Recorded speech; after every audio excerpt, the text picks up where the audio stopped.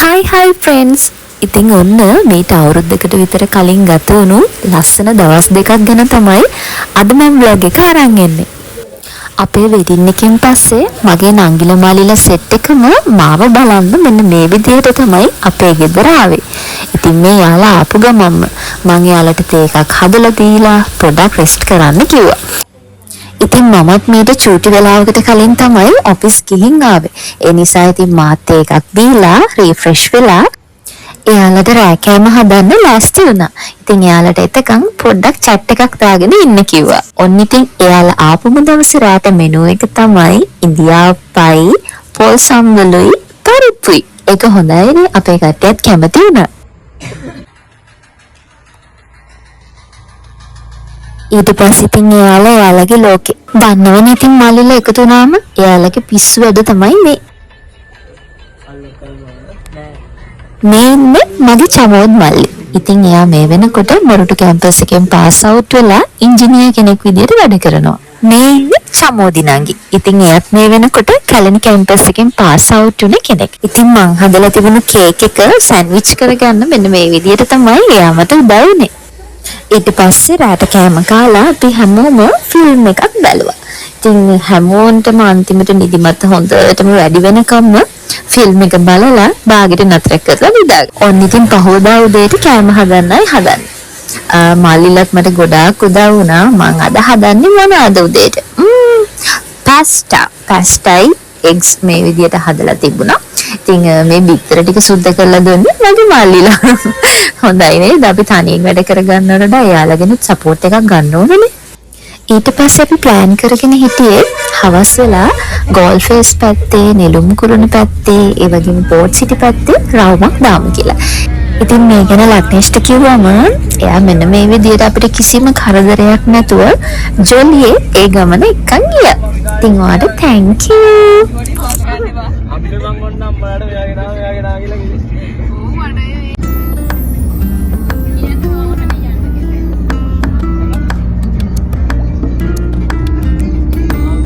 ඉතින් මේ ඉන්නේ මගේ ජවිනි නංගි. ඉතින් අපි ආදරයට කියන්නේ ආද ජවි කියලා. එයා මේ වෙනකොට පේරාදෙණිය කැම්පස් එකේ මෙඩිකල් ස්ටුඩන්ට් කෙනෙක් විදිහට ඉගෙන ගන්නවා. හයි ජවි. ඔන්න අපි නරදානෙන් හරවලා නෙළුම් කුරුණ පැත්තට තමයි මුලින්ම යන්නේ.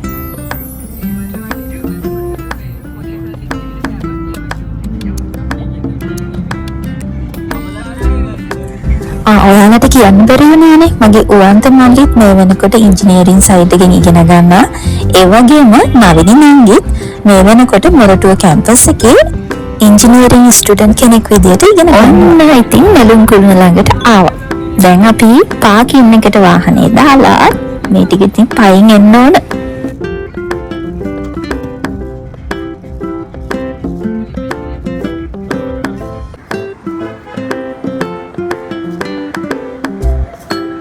Hi girls. Hi.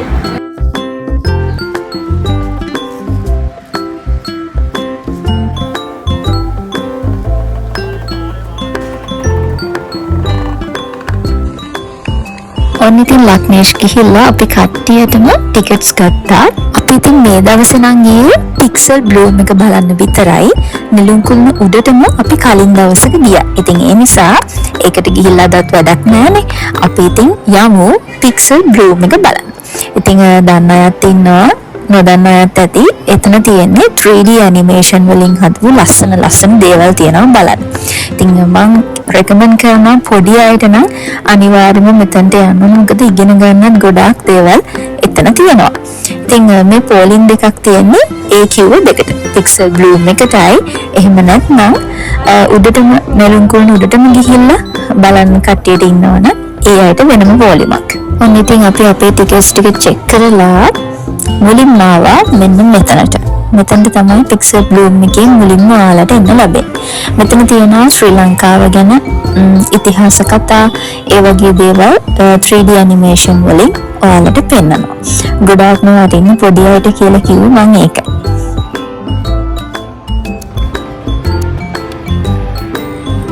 ඊට පස්සේ ඔයාලට පුළුවන් මෙන්න මේ ලස්සන ඒරියා එකට එන්න. හරියට නිකන් සුරංගනා ලෝකයකට ගියා වගේ. ඉතින් අපිත් පුංචි අය වගේ පුංචි කාලෙට ගිහිල්ලා වගේ එතන ගොඩාක් සතුටු වුණා. අපි ටිකක් වයසින් දැන් වැඩි අය කියලා අමතක කරලා පොඩි අය වගේ නිදහසේ සතුටින් හිටියා.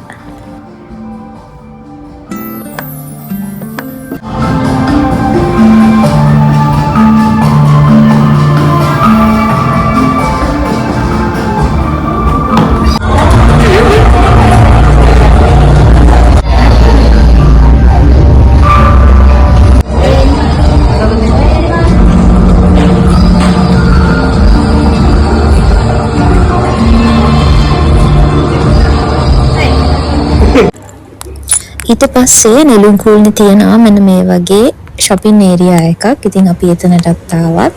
එතනත් ඔයාලට පුළුවන් ලස්සන මතක හිටින දේවල් අරගන්න. ඉතින් ලංකාව ගැන ලස්සන statues ඒ වගේ දේවලුත් තියෙනවා. තව ඇඳුම් ඒ වගේ ඕනම දෙයක් ඔයාලට මෙතනින් ගන්නත් පුළුවන්. මේ ඉතින් අපේත් හරියට මේවා තෝරනවා.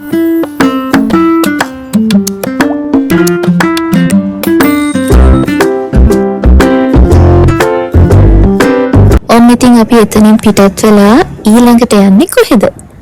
ඊළඟට අපි යන්නේ පෝර්ට් සිටි එක බලන්න. ඉතින් එහෙනම් අපිත් එක්කම එන්න පෝර්ට් සිටි එකට.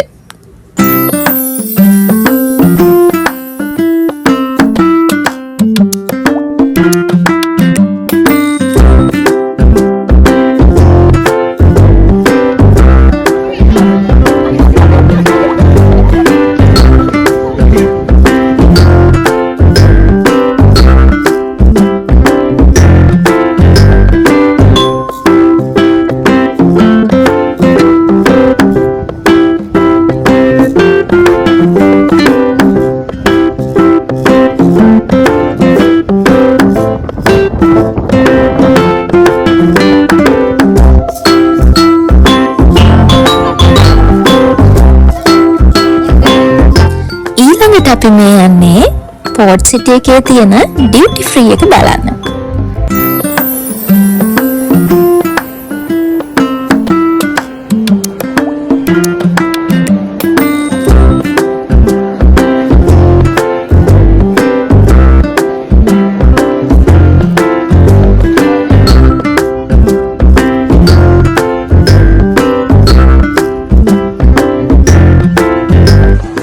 ඊළඟට අපි මේ යන්නේ ගෝල් ෆේස් එකට. ඉතින් ගෝල් ෆේස් එකට ගිහිල්ලා ඉස්ස වඩයක් කාලා රොටියක් එහෙම කෑවේ නැති වුණොත් මෙච්චර ළඟට ගිහිල්ලා කිසි ගතියක් නෑනේ.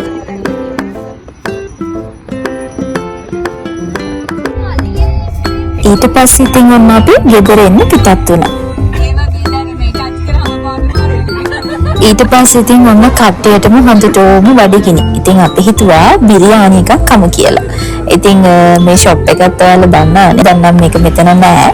ඉතින් ඒ දවස්වල මේක මෙතන තිබුණා. ඉතින් අපි කෑම පාර්සල් ඒ ෂොප් එකේ තියම්ම කන්නේ නැතුව ගෙදර අරන් ඇවිල්ලා මෙන්න මේ විදියට කෙසෙල් කොලේ කන්නයි යන්නේ. ඉතින් ඒකටත් පොඩි ආසාවක් තිබ්බ කට්ටියත් එක්ක මෙහෙම කමු කියලා.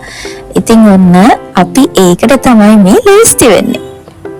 කට්ටියත් එක බිම වාඩි වෙලා කෙසෙල් කොලේ මේ විදියට බිරියානි එකක් හද්දී ඒක අමුතුම ෆීලිං එකක්. අනේ ඔන්න දැන් තමයි දුකම වෙලාව. ඉතින් එයාලා හැමෝම යන්න හදන්නේ. ඉතින් මමත් ලක්නේෂුත් එයාලට මේ විදියට තමයි සමුදුන්නේ.